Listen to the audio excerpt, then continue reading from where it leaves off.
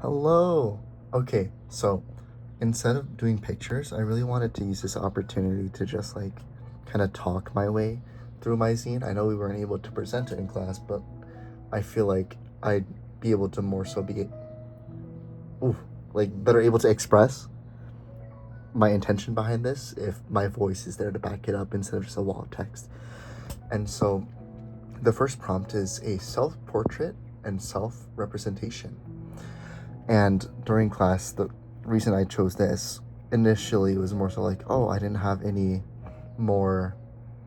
Like I went through the whole magazine and there was nothing good, and but in reality, I feel like I chose this just because like the emphasis on pain reliever and fever reducer, and it's just like whether I like it or not, I feel like I'm built in such a way where I'm able to kind of reduce tension not just in my life but in the lives of others. And while it's never like in my case like me trying to do it, um, I'm grateful that there's been a lot of scenarios where people like have a talk with me and they're like, oh, I really appreciate how you kind of worded things, and maybe this problem line I shared with you isn't as bad as I, you know, presented it as. And so number two is my name and pronunciation of my name and meaning and significance. So I couldn't find anything on the magazine, obviously, but here's my name, and here is the pronunciation. And I wrote that to me, the significance of this name is its sense of continuation of my dad's name, Darwin, almost like a sequel. And while, for example, DAR, it starts with DAR, it starts with the same kind of process.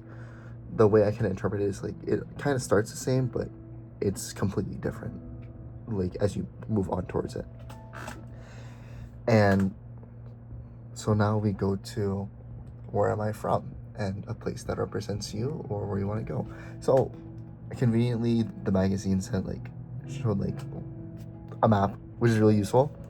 And I kind of did like X marks the spot kind of thing. So I'm kind of from the southern Philippines, and it doesn't really get overlooked.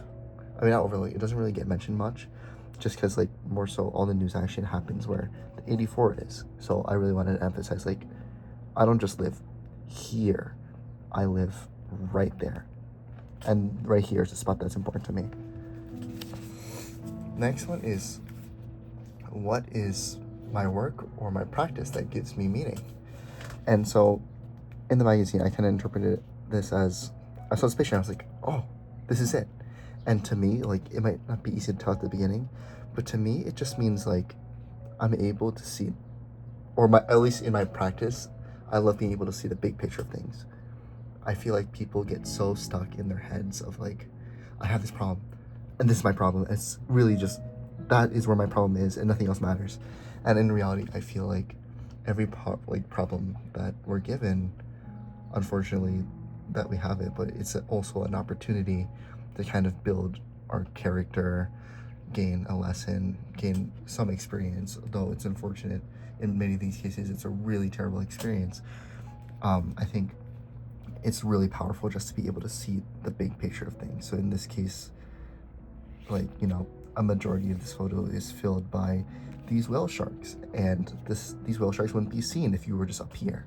So kind of being able to see both sides is what's important in at least my practice. Next one is something you wish people could see about you or something you don't usually get to express.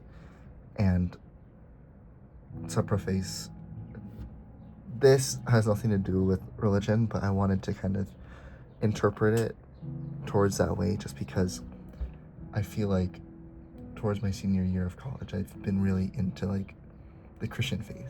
And initially I was very like, I guess like nervous, because usually when you hear someone's of Christian faith, it's like, okay, they believe this and this and this and this. But meeting people from church and kind of getting that experience, it's really not like that. And at the end of the day, most people in the church will generally are broken people, but people who have good intentions in doing things. And I feel like every Sunday I kind of try to almost strive to be more like those people I see in church, just because of all people I see, like they're very good at being comforting to other people and non-judgmental, which is really strange to me because when I was younger, when I wasn't religious, I was like, oh, Christian people are very hateful because if they don't believe in your book, then they're immediately your enemy. But it's not like that, and so that's why I guess I'm trying to take more pride in my faith.